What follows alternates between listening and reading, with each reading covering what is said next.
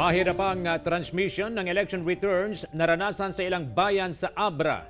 May ulat live si Jasmine Gabriel Galban. Jasmine? CJ, matapos nga ang araw ng eleksyon at ang transmission ng election returns ay tuluyan ng naiproklama ang lahat ng mga nanalong kandidato sa probinsya ng Abra. Pahirapan ng transmission ng election returns sa ilang bayan sa Abra. Naging problema sa ilang barangay ang kawalan ng internet connection. Ipinasundo na sa chopper ang isang VCM sa isang sitio para madala sa bayan at matransmit ang election returns. Kung hindi kasi ito gagawin, posibleng abutin ng 2 araw ang canvassing sa probinsya. Sa municipality ng Laco, merong sitio doon sa Talipuco na palaging nahuhuli sa pagsasubmit ng result dahil walang signal, saka walang kalsada at nilalakad yon ng 2 days. Samantala, formal nang naiproklama ang mga nanalong kandidato sa Bangged Abra kabilang ang nanalong alkalde na si Mila Valera at ang kanyang apo na si incumbent councilor Joaquin Enrico Valera Bernos na wagi bilang vice mayor. Naiproklama na rin ang 8 konsihal na pawang kaalyado ni Valera. Sa pangkalahatan, payapa raw ang eleksyon sa Abra ayon sa Procor, pero nakabantay sa ngayon ng Procor sa post-election situation sa lalawigan. Yung deployment ng mga personnel is nakalatag yan hanggang matapos nga itong election period at hindi natin yung babaguhin kasi naghanda din tayo yung mga possible na post-election scenarios na pwedeng maganap.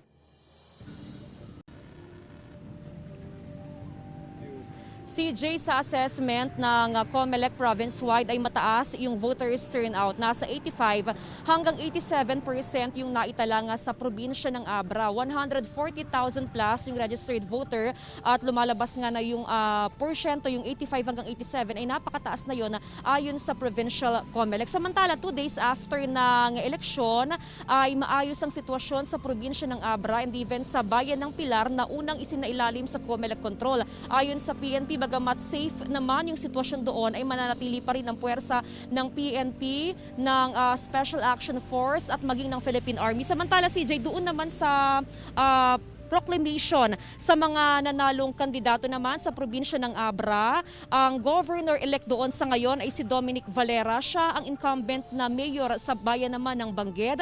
Ang vice governor-elect ay si Joy Bernos na incumbent governor at ang congresswoman-elect naman ay si Ching Bernos. CJ? So until when magtatagal yung puwersa ng pulisya at militar sa bayan ng Pilar?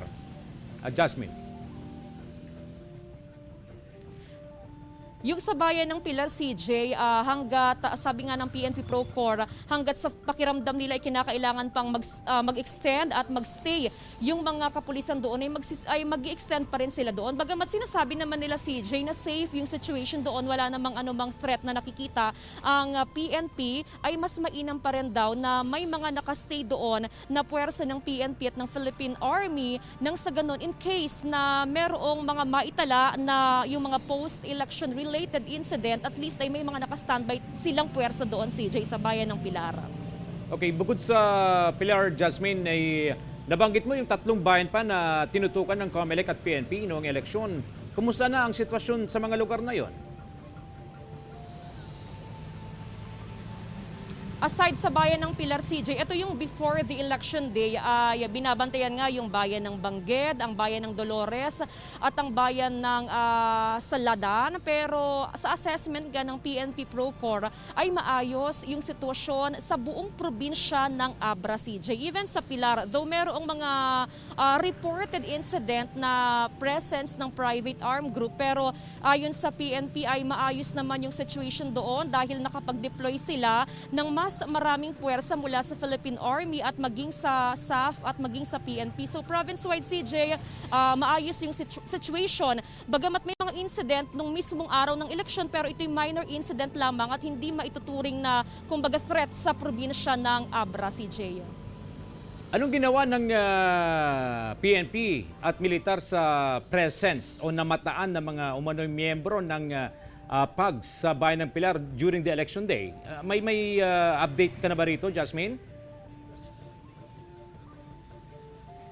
Nakausap natin CJ, ang PIO ng Procor na si Police Captain Marnie Abellanida, at kanina nga sinabi niya sa atin na yes, naka-receive sila ng report mula sa COMELEC na mayroong presence ng private armed group. Kaya naman agad silang nagpa-dispatch ng mga puwersa ng sundalo at ng PNP sa lugar. Pero pagdating kasi nila doon, CJ, wala naman na silang, kumbaga para sa kanila, hindi verified yung report dahil wala naman na silang naabutan o wala silang nakita na presensya ng private armed group. Pero simula nung time na yon ay may mga naka-standby na doon na hanay ng kapulisan. And before pa, yung araw ng election, actually parang Sunday pa lang or Saturday pa lang, nung tayo ay dumating sa bayan ng Pilar, ay may mga puwersa na doon ng PNP na naka-deploy. Aside sa 2 pulis sa kada polling station, ay may mga nag-iikot pat may mga nagro-roving pa, CJ.